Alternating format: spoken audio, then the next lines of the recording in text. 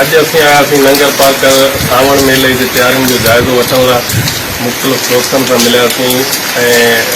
असांजो दोस्त वीर जी कोहली बि सावण मेले जो ऑर्गेनाइज़र है ऐं कोहली कम्यूनिटी के तरफा इन मेले में सकाफ़ती तरीक़े से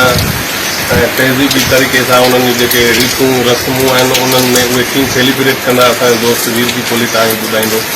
अदा कानून जन वसनल बरसात में यकीन करो तो गाल कंदे खुशी महसूस भी थिए तो असां इन अगस्त में हिकिड़ो बेहतरीन किस्म जो हिकिड़े किस्म जो अहिड़ो माहौल अहिड़ो हिकिड़ो मेलो जोड़ण पिया वञूं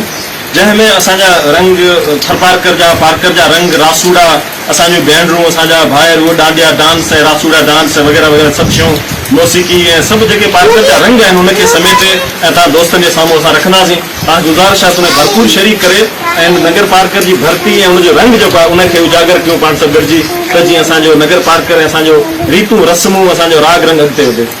सावण फेस्टिवल के हवाले से असां कानून में मौजूद आहियूं। बरसात में असांजा जेके दोस्त आहिनि सॼी असांजी ऑर्गेनाइज कमेटी आहे जंहिंमें असांजो वीर असांजो सूबाई सलाहकार है वो भी असां गॾु आहे, उस्ताद कबीर गॾु आहे, असांजो देवजीमल दोस्त गॾु आहे, इत्फाक़नि सां सभु दोस्त अॼु हिते गॾु थी वियासीं। इन हवाले सां जेको असां मेलो लॻाइण पिया वञूं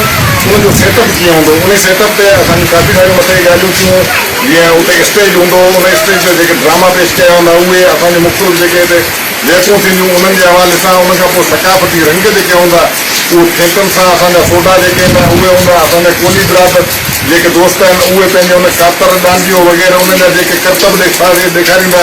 उन्हनि सां गॾु इन सभिनी ॻाल्हियुनि ते असांजो अॼु मतिलबु तमामु डिघी कचहरी थी आहे। इंशाअल्लाह ताला सावण मेले ते तव्हां असां सभु गॾु हूंदासीं। महिरबानी तव्हांजी। आख़िरी लफ़्ज़नि में ईअं त आज नगर रे गूंजरे द्रीजा द्रीजा वागे ढोल रावत गोल रूपलो वंकड़ा गोले बोल तव्हां अचो इंजॉय कंदो।